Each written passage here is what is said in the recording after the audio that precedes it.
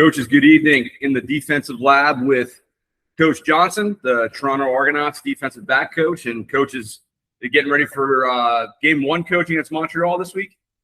Yes, sir. All right, man. And it's coach has been on before, talked about some fundamentals and some techniques, and we talked I think a lot about your roots at the University of Iowa and the defense that you guys played and how successful and consistent the University of Iowa defensively has been for years. And you just want to just give a quick background of yourself real quick before we get into your presentation. Yeah, so I played at the University of Iowa, born and raised in Erie, Pennsylvania. Played high school quarterback, also corner, punt returner, and then got a scholarship to go play at the University of Iowa. I was a 4-year starter there, second in interceptions in all time, and with 17, 3-time All Big Ten. Then went on to play in the NFL for 2 years with the Steelers. Was in training camp with the Jets originally, then made my trek up north to the CFL, where I made a name for myself. Was an all-star multiple years. Defensive player of the year, was the first defensive back to ever win the award. And then, got into coaching kind of, by default. I always did coach up guys, the younger guys, spent a lot of time with me as a player in my later years. So it was kind of destined for me to be a coach. And then I was approached by a former coach of mine who asked if I'd be interested in coming to coach DBs at Defiance College in Ohio. I took that opportunity. That first year, 5 weeks in, I became the defensive coordinator. Again, just kind of by default. And then later that year, I was awarded the defensive coordinator title going forward. So I was there for 3.5 years, had my children who were young at the time. So I ended up taking a high school job back home in Erie, Pennsylvania at Northeast High School, turned the program around in 2 years. We won the region in year 2, had broke 22 school records. And, from there, I moved on back to the college level at the Division II level in the PSAC at Gannett University, where I was able to coach some all PSAC guys. I was a special teams coordinator as well as the defensive backs coach. My returner was the rookie of the year or freshman of the year in the PSAC as a returner. And then I also had a corner that was on the all PSAC team. And then I got another opportunity to come up north and coach in the CFL from Coach Miller, who's our head coach here. One of my previous coaches who coached me in Montreal actually, brought my name up to him, and he reached out, and just kind of our belief system aligned in just what we expect, just discipline, accountability, trust and respect and passion. That's kind of our pillars, and we aligned in that way. And it was just a match made in heaven. I love it, man. I remember back to, man, it had to be like, I don't know, about 3 months ago that we did the first episode with you and talked about your time at Iowa and, the love for the college and the university and, your coaching staff, and kind of set you up, and then, and then obviously going into high school. So I think everything you said is extremely relatable to a lot of listeners that are going to, tune into the episode. And I'm excited because I know we got into some fundamental. I think you were like traveling or something. Like there was right after practice we got you. There was something like that. Yeah. I remember the first time you and I talked to each other on social media. You were at Gannon, and I remember looking up the school. And I'm like, man, I'm from New Jersey, and I'm like, man. It's like the D2 with an indoor, man. This thing is pretty, pretty sweet. Especially, now I'm down in Florida, so my blood's thinned out, you know what I mean? So if I ever had to come and visit, I want to go practice in the indoor. But no, I'm excited to hear what you got for us, Coach. And I know the listeners on the CSPN, we got picked up by the Coach Speak podcast network. So we're part of the CSPN network, which is really cool. So a lot wider variety of coaches. And so I'm just going to sit back. I'm going to mute my mic, sit back, relax, and learn some ball. Absolutely. I'm going to take you through kind of our pre-practice indie, as well as some of the drills that we use that I think are important for the development of defensive backs. So just making sure that we kind of go into, let me see here, just the nuts and bolts of it. Okay. You got that on your screen? Yeah, you're good, coach. Okay. So like this is our pre-practice individual. Most of it is just to get our feet activated, as well as just practicing the movement pattern, right? We want to make sure that we are masters of our craft when it comes to the movement pattern of playing defensive back. So we always start from sideline going out to the hash. The first thing we do, we call it a walkout.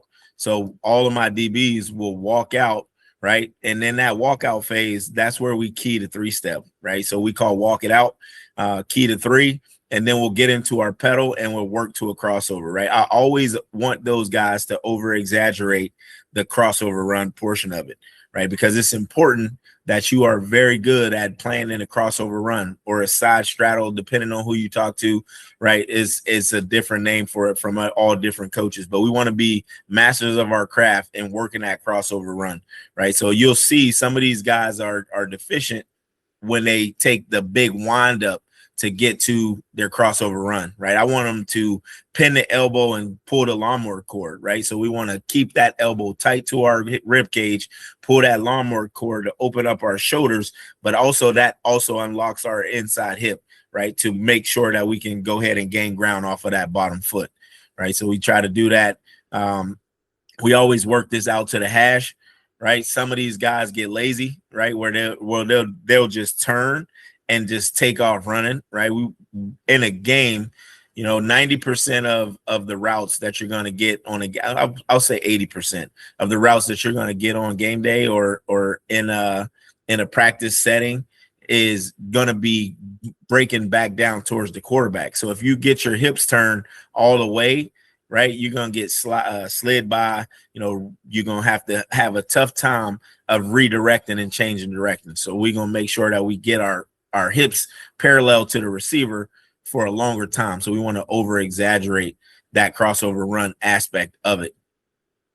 So this is the first drill we do, usually where we start. And then when we come back, we'll turn and flip the opposite way. So we're going to come back, walk it out, turn and flip the opposite way. Now they're going to go right. They'll also get a left turn, just practicing both sides so you can be efficient in both areas. Right, 24 here does a really good job of pulling his shoulder open and working to a crossover run.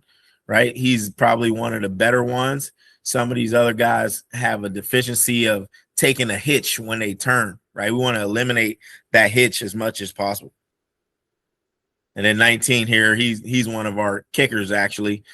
He trains with the DBs. He's a really athletic, talented kid that played DB in college. So he works out with us in our indie period. So the next drill that we do is just a tempo pedal tight weave, right? So we're just making sure that we're gradually weaving over and back on the line, less on the over and back part, but more of just gaining ground and having tight feet. So we want to make sure our feet are tight, we're gaining ground, and we're not really necessarily worried about going over and back on the line as much as possible, right? We want to gradual gain ground. So as we come back from that, now we'll get into what we call two bursts. So two bursts is just, working to a crossover run, getting back into a pedal, and then crossing over the other way, right? Just being under control, right? You get your body turned around in these positions often as a DB. So being able to be under control and be able to flip hips and change directions without being out of control, right? So the guy up top, number 2, right? He's kind of fading as he's going back into his flip, right? I want him to get back to a pedal, right? So get back to a pedal, and then that way you can have patience and more effective turns when you go to your crossover. These guys are pretty solid, right? We just want to eliminate that big wind up as much as we can. and then get back to a pedal. And then now we pull that lawnmower cord, pin that elbow, and open up the hip. So that's our 2-burst drill. We do that coming back from the hash. And then after that, now we get into our hip flips, right? In the hip flip, but in our hip flip drill, right, we're going to go 3 flips. Now you'll see some of these guys are deficient in opening their hips and not coming back to balance, right? They got tight hips or just lack fluidity when it comes to flipping, right? Want to be fluid as much as possible, right? 28 is pretty good here in his flip phase. He just takes probably 1 too many steps. I want him to get his shoulders around quicker, right? 23, on the other hand, he struggles with opening up and turning to the other side, right? So he got to come back to balance to get his hips around. I wanted to be more fluid, right? So here, 33 does a really good job of flipping and turning and not losing momentum, right? Doing a good job here. 11 is pretty solid as well, right? 24 is really good at this, right? He's a smaller DB, so it's easy for him to flip and turn. So is 18, right? But 18 is also coming back to a balanced position, right? We want that flip to be now, right? We don't want it to be wasted taking extra steps. 37 does a really good job of flipping and turning, right? He's getting his hips around fast, and this is really good, right? So 9, as you can see, he's a little coming back to balance a little bit. We want to get him open and turned. So now we go to a fishtail, right? Typically, fishtail is, what some people call cheat for the safeties when they go rotation to the middle of the field. So we use it as well to get to a crossover run position on an angle, right? So angle, as a DB, you find yourself in these positions often. So you got to be able to work on an angle. So here we go from a pedal to a crossover on the 45, back to a pedal and crossover the opposite way, right? Just being under control, having our feet underneath our frame, making sure that our feet are tight and active and we're not outside of our frame. We want to be balanced and under control, right? Developing that balance that it takes to play DB. So from there, we'll come back. We'll go 5-yard pedal weave. So now we're just push pedaling for 5 and then going back the other way for 5, right? Again, maintaining our shoulders parallel to the sideline. And we want to make sure that we're stacking our feet and replacing our steps as we go on the angle, right? So if I'm moving to my left, I'm stacking my right foot and I'm kicking off of my left foot to get over so that I can push off of it. And then when I go to my right, I'm stacking my left foot and pushing off my right. So we call that just a true 5-yard pedal weave, right? Tempo pedal weave. So from there, the next drill we do, because we play mini, right, as our one of our calls, we play like a shuffle technique for our inside guys, or could be our corners as well, right? So we work that as an individual progression, right? So we work 2 shuffles to a crossover run. Here's me demonstrating, right? 2 shuffles to a crossover run, and then we make sure that we keep our shoulders parallel to the line. Right, so they'll work from the hash to the numbers, and then they'll flip and they'll go the other way from the numbers to the sideline. So here we go, right? Key coaching points. All right, when these guys get in the stance, you see, especially number 2, he's trying to keep that near shoulder down, right? We call it the sniper shoulder, right? We want to keep our sniper shoulder down towards the man that we're playing off of, right? That way we can be more aggressive when we playing off of that top foot to trigger downhill, but it also keeps our shoulder open to the man so we can match his feet and his route. So here we shuffle to crossover. Now we come to balance, and then we flip and go the other way, shuffle to crossover, right? Because we do it, we make sure that we work it in our individual, right? So I make sure I tell these guys, keep that sniper shoulder open, right? We want to make sure we keep it down to the man. We don't want to get that shoulder turned too much so that we play the fade all the time. right? So these guys are getting really good at this stuff the more we do it. All right. So from there, now we'll get into just a W drill, right? We call the straight back to 45 a M, right? So we're going to pedal for 0, break 45, 2 breaks, right? Always 2 breaks.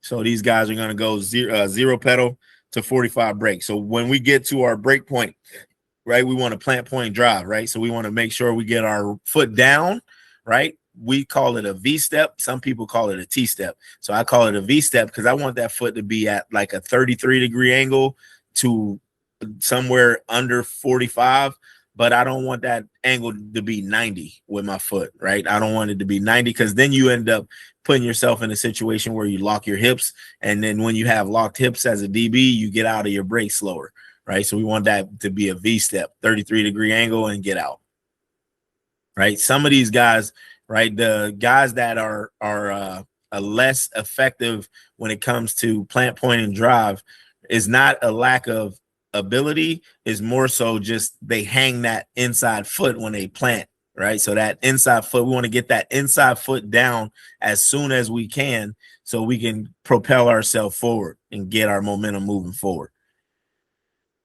right? And we always want to burst out the break, right? Call it burst out the stack. So when we get our feet in the ground underneath us, we want to burst out the stack.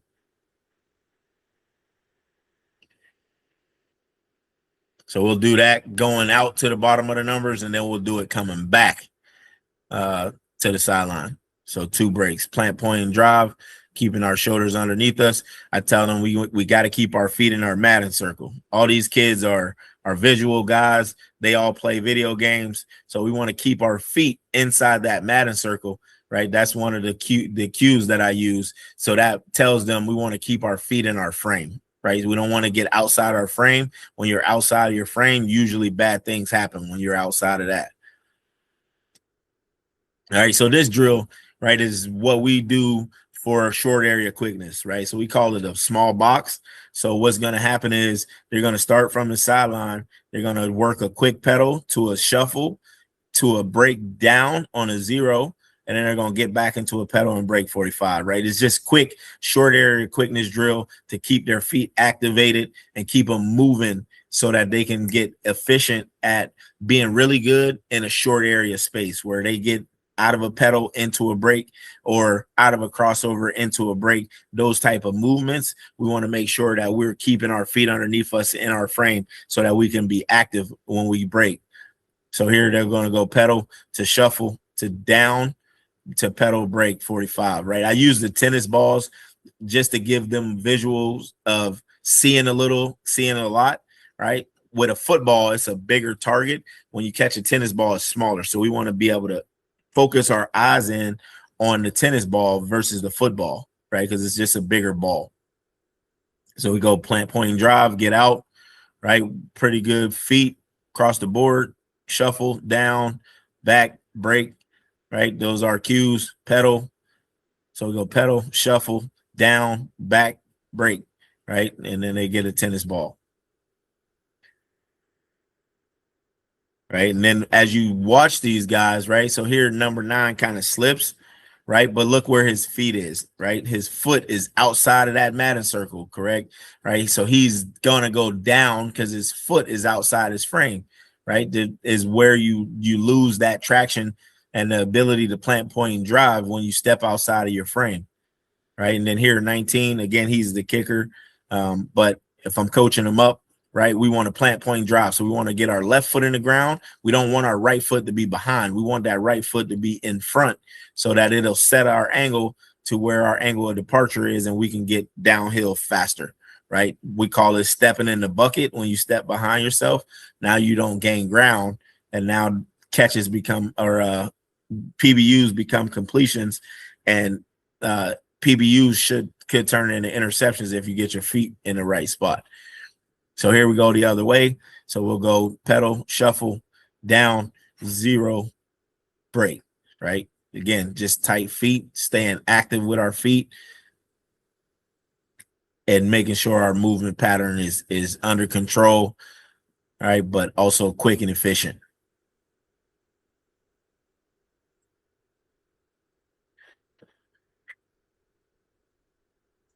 So from there, we'll go to the next drill. All right, so the next drill is out on the box. So we're going on the box, but what we're going to do is we're going to go pedal to that small shuffle. So we're going to have the same start and stance and start position. We're going to go pedal to a shuffle. Now we're going to work 45, all right, and then to a 90. So we're going to go 45 angle to the right, 90 break to the left, right? So now they're working on different planes and being able to put their weight and transition their weight, keeping their feet underneath their frame.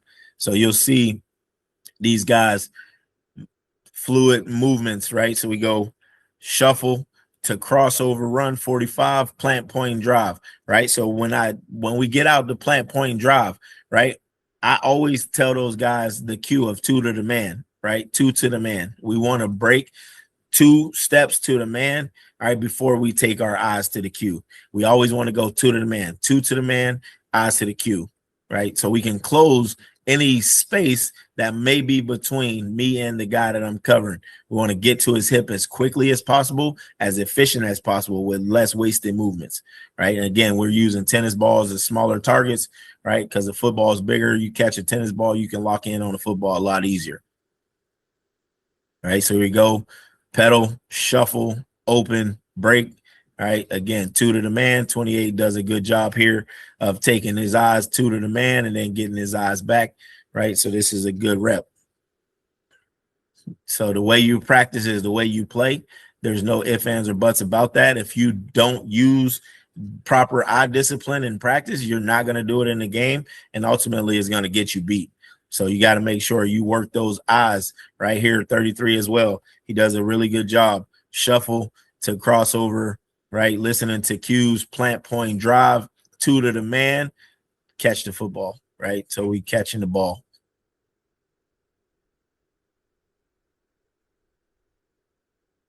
Another good one. All right, so that's our short area quickness. So once we get done with that, all right, because we're in helmet and no shoulder pads, right? When we do tackling drills, right, we usually do things that don't require a lot of physicality. But we also want to put the emphasis on closing space, right? Closing the space between me and the ball carrier so that I can make a tackle, right? So here's our tracking drill. So when we're tracking the backside hip, right? So one here is tracking that backside hip. As this guy runs, I'm closing ground, right? I'm closing ground when his shoulders are away from me. I'm closing between me and him. When his shoulders square to me, I need to come to balance, right? Because I got to be able to play the cutback. So if his shoulders show, I come to balance, I shimmy, and I keep working forward, right? The whole emphasis is closing ground, not giving up space, right? So we close, and now we want to tag off on the backside hip, right? So we want to go 2 uppercuts through the backside hip, right? That ensures to me that you make the tackle, right? So here we go again. 33 again is doing a really good job of closing space, right? Shimmying, keeping moving forward, close space, then tag off, boom, tackle, right? Those are tackles, in my opinion, right? So here, 23, he closes, right? One, he's already in a head-up position, right? So he's in a head-up position right now, so he's going to give up the cutback if he gets the cutback, right? So now he's really over the top. So now this guy cuts back, and now he got to be able to make a tackle coming from outside in versus inside out, right? It's hard to do, not to say that he would have missed here, but it would have been a higher probability that he misses the tackle, right, by being over the top of it versus tracking the backside hip.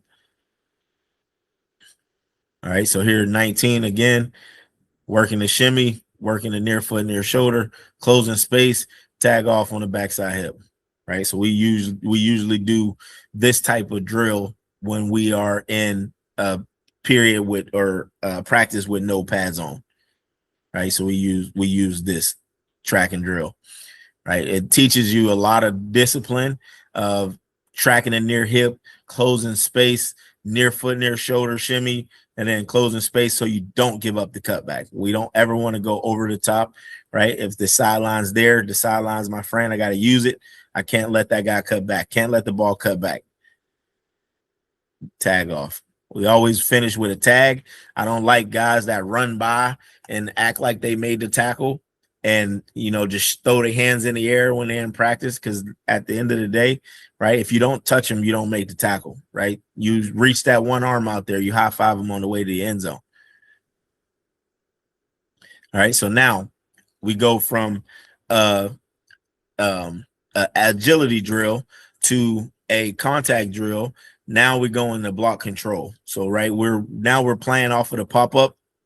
Usually we use bodies, but because we don't have pads on, I don't want to get anybody hurt, right? So we're going to use the pop-up. So the first drill that we're going to do is a chop rip, right? So you could either chop or rip, but we want to make sure that when we chop or rip, we go tight arm over. We want that arm to be tight. We don't want to be a big swim move where we expose our rib cage. We want it to be a tight jab over the top, right? So when the receiver or whoever the guy is that's blocking us extends his arms, we want to go tight arm over, pin his elbow, and pull ourselves through, right? So we work this off of the pop-up. So we use a rocker step, go tight arm over, right? Lean back into him, and then go ahead and come to balance. It's very important that you come to balance after you get off of the block, because what happens is when you don't come to balance, you give the ball carrier a chance to make a move instead of getting your feet underneath you to be able to change direction.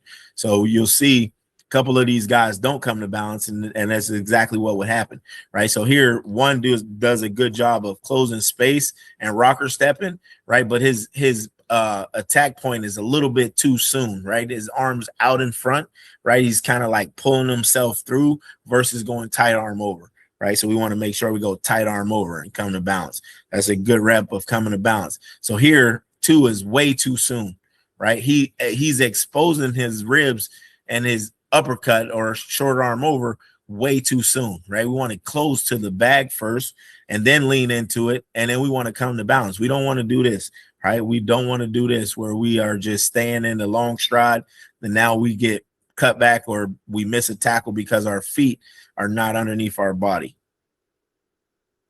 right? So here, 33 closes, rocker steps. Again, he's just a little bit too early. We wanted to be tight on the bag. Like we wanted to be tight on the bag, but he does a really good job of over exaggerating the arm over, which is good. I just wanted to happen at the bag. And then now he gets to a near shoulder shimmy, and then he's got his feet underneath him. All right. So here, 28 does a good job here of closing that space and right and chop, rip over the top. Right.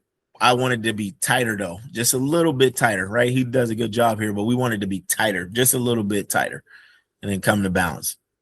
Right. So here 23 uses the rip. Right. So now when we use a rip, right, we got to make sure that when you rip, you go violent through and you got to lift that rip up. Right. Because now you give the opportunity of this guy can still put his hands on you. And now you got to be able to get off the block. You got to defeat the block by ripping your arm through to the sky. So now you get that guy on your back and you get him off of you. Right. Otherwise, he's going to probably hold you here. Right. 18 here is probably a little bit too soon. Right. Surfing a little bit, but we want to go tight arm over versus kind of reaching that arm out in front and get that arm over the top. Right. Over the top. Right. So here 9 goes with the swim, or not the swim, but the rip. And he does kind of the same thing as 23 did. Right. But he does a little bit better job of bringing it high to the sky to get the hand off. Right. So there we go.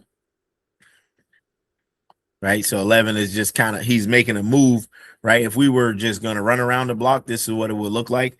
But we wanted to be tight. Right. We want to be tight in everything that we do. This was the first time I introduced this drill to these guys, where we're doing it on a pop-up. So to their credit, right, this is the first time that they've actually been doing it on a pop-up versus a body, right? So when you're using a actual body, it plays out a little bit different.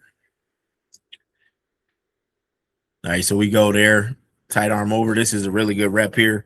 right? Tight arm over, lean back into it, come to balance. All right, so they all go twice from the other side. So we'll kind of speed this drill up and get through this one.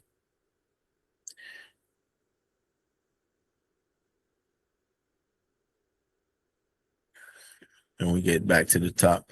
All right, so now at the top. So now we're going to work on a backdoor shed, right? Or a backdoor beat with speed, we call it, right? So when we backdoor any block, right, when we're on the perimeter and we have space and time, we can backdoor the block.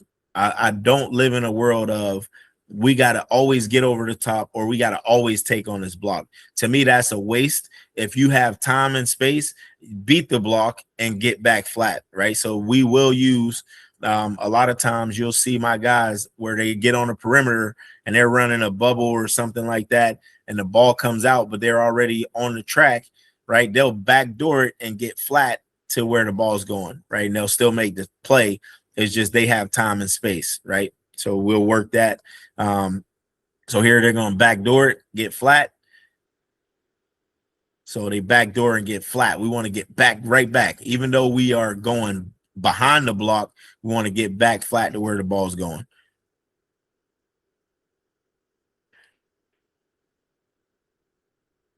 Right. So we work this as a drill that we use because we will use this. Right. We don't just create drills just to be creating stuff. Right. Everything that we do shows up in practice, and it'll show up in the game. When you use it, it'll be to your benefit. So it's always, players first. Anything that we can do to help the players excel, we're going to make sure that we give them the tools to be successful on game days. Right? This is the cheat code drill, in my opinion, because you get a lot of perimeter plays nowadays.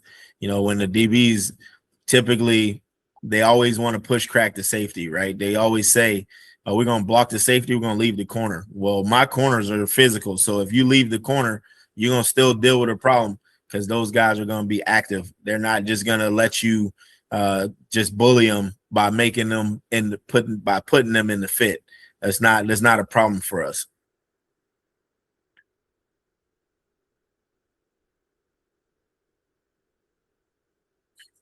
All right, so that's kind of one of our indie drills. I'll show you a little bit of another one that we use.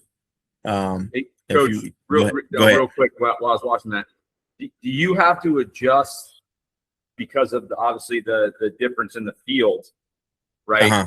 Do you have to adjust like how you map out your indie, like you know what I mean? Like, because again, for us, in the States, a lot of people don't understand the difference in the the field and the schematics and stuff. So do you have to adjust anything?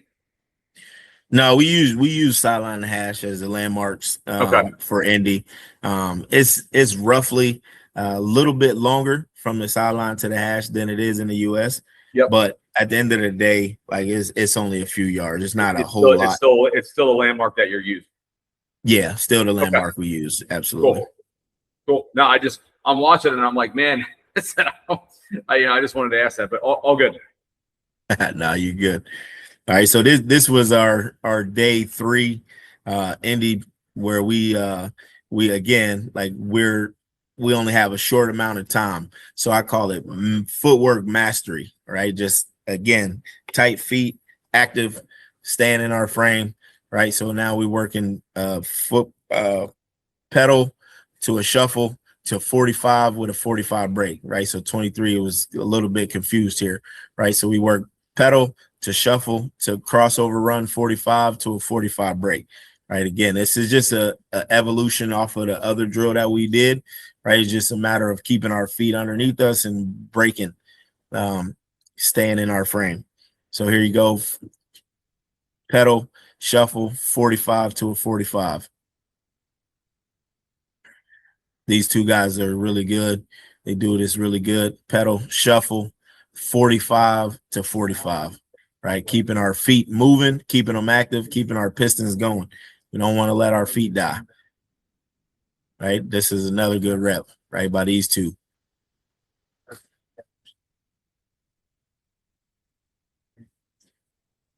pedal, shuffle, 45 to 45. Thank you.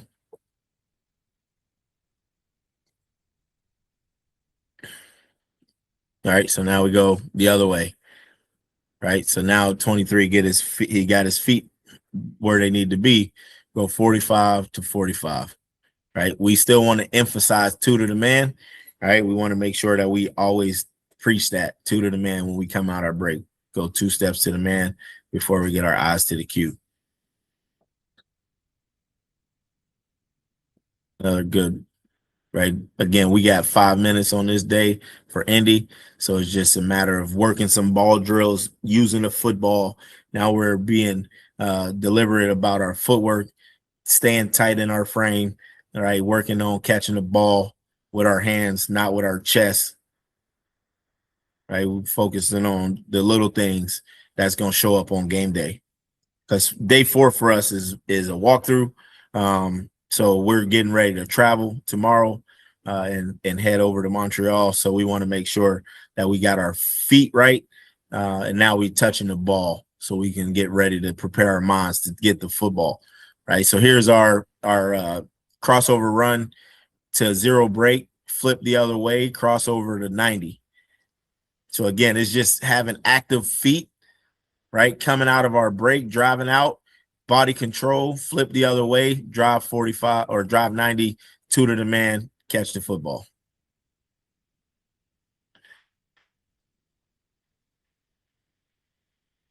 So again, here we go. Crossover run, 0 break, plant point drive, flip, get out 45 or 0 to 90. Right, 2 to the man. Again, same thing, 0 break, flip, crossover, break 90, 2 to the man. 28 does a good job here with his eyes, right? He takes his eyes to the man, closes 5 yards. He almost gets to 10 before the ball gets there, right? That's a good break.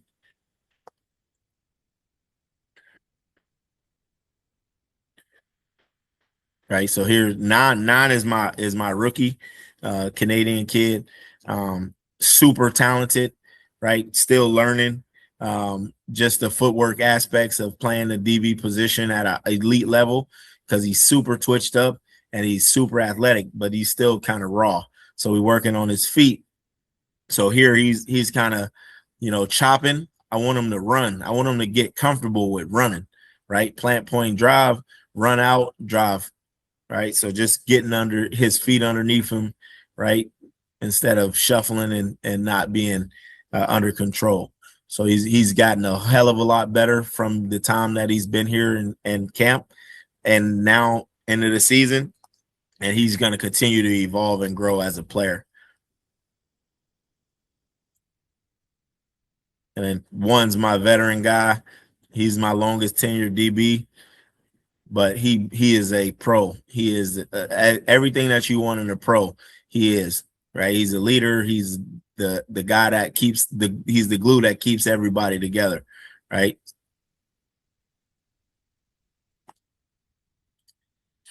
All right, so this last drill is just kind of a reactionary drill just to keep our feet working, right? So we go 0 pedal to a 0 break, work a 45-degree angle crossover, settle our feet. Then we're going to go pivot turn on a 0 and break 45, right? And I know it sounds like a lot, and to these guys, it did, like initially it sounded like a lot too, but they get the hang of it. Right. So we work 45. If you can just listen to details and cues, right, you will be able to work. Right. So my guy up top 2, he turned the wrong way. And then 23 broke on the 0 instead of a 45. So we get these guys right. So now I coach them up a little bit more. And then now we get it right. So they ask questions because, just to clarify, and then they activate. So here we go. Pedal, break 0. Work a 45 crossover, settle our feet, pivot to the inside, and now sit plant point drive on the 0, right? 24 just got to keep his feet underneath him, right? This is why we do these types of drills, right? You see where his foot is outside his frame. when you get outside your mat and circle, typically you fall, right? We want to make sure we keep our feet inside of our mat and circle. Here we go again. So pedal 0, crossover 45, settle, flip, plant point drive 45, right? That's another good rep by those two. Here we go. 0 break, work 45, settle, flip, plant point drive, right? Now was a little bit outside his frame, but he got his cleats in the ground so he didn't go down, right? Keep everything tight. It's a good rep here by these two. So that's a really good drill for us. And then you know, we get out of there, go to our no huddle clutch period and work from there. So that's kind of our drills that we work. A lot of it is, you know, when we're working in the physical world, when we got pads on, now we'll get into, you know, profile tackles and, you know, angle tackles and things of that nature where it'll come to fruition. So that's kind of some of the things that we do. Obviously, it's more extensive than that, but, you know, that's kind of some of our EDDs that we work on a regular. Coach, that was great.